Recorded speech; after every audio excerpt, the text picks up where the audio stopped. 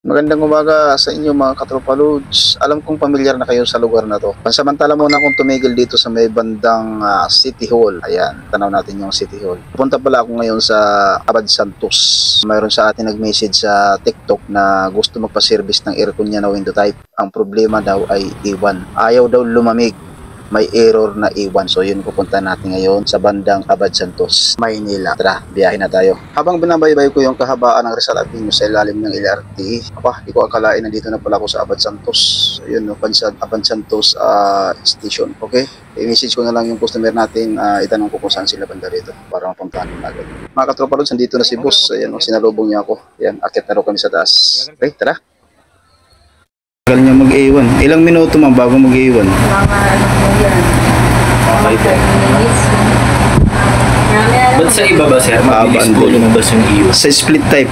Ayun nga, pag-akit ko dito sa taas, yun, inobserbahan ko muna hanggang sa paglabas ng error niya. So habang nag-aantay kami, marami pa naman kwentuhan dito. So ayan, pinaalam ko naman sa kanila, sabi ko, na-check natin to na nasa board na talaga may problema. So ipo-pull out ko na lang yung motherboard para proper tayo na makapag-repair sa shop. Ayan, pumayag naman sila. So ayan, inobserbahan muna natin. So ayun na nga, habang nagkukwentuhan kami, sumipot na nga si error.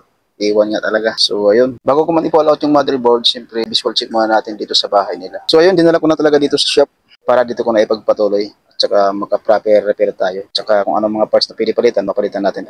Bago ko dinala yan dito, visual check ko muna yung mga parts appearance doon para alam din nila kung mayroon ba mga putok o sunog ng parts. So wala naman. So yun, dinala ko na lang rito. Nag-focus ako ngayon dito sa kanyang pinaka-indoor board sa optocoupler. Nung nag-monitor tayo ng signal kanina, ko lang ipakita sa inyo, ay wala akong namomonitor na signal na binabato galing sa pinaka-indoor board niya. So dito ako focus ngayon. Posibleng may papalitan tayong optocoupler dito.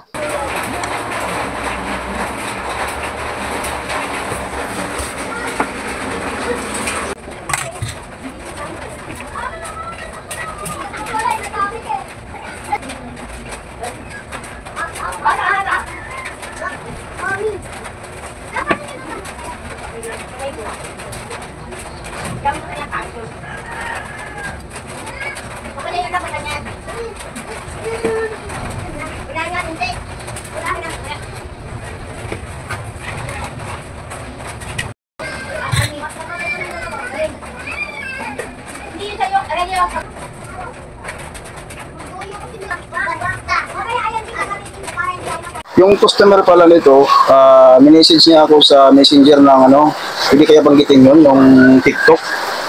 Yun, nabanggit ko na nga. Yun, doon niya ako nakita na gumagawa ko ng mga aircon. Gumagawa rin ako ng mga board ng aircon.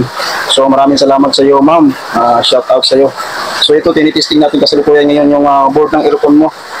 Itong aircon pala niya, nabili din niya ito, nasikanhan lang. So 2 buwan lang ata niya nagamit. Ayun, nag-error 1 na. Nag-error na siya. So hindi naman niya pwede may balik na sa pinagbilan niya. Kaya kinontak tayo para alamin. Ako pa nag-pull out dito, ako pa nag-check up, ako pa nag-pull out. So ako pa rin ang nag-repair dito sa shop. Tapos ako rin ang magbabalik to doon. Okay, antayin lang natin na mandar yung compressor. So yun, mandar na yung compressor natin. Yan, ko pala yan, kapala yung pabuga. Yan naman, umandar na po yung compressor. Ibig sabihin, hindi na mag-i-error ito. Yan, hindi na mag-i-error. Wala lang akong pa na ginamit dito. Diretso lang ako compressor. Kaya tumutunog na yung makina. Yan. Ibig sabihin, andar na ito dyan, ma'am. Hindi na ito mag-i-error. Ayun, thank you, Lord. Thank you. So, ayan. Nagawa na yung board natin na Pandora board ng window type. Ang error nito ay P1. Palit tayo ng isang optocoupler. Hindi na siya nagpa-function. Tapos din natin ngayon. Okay na, good na. Board ng aircon, Pandora.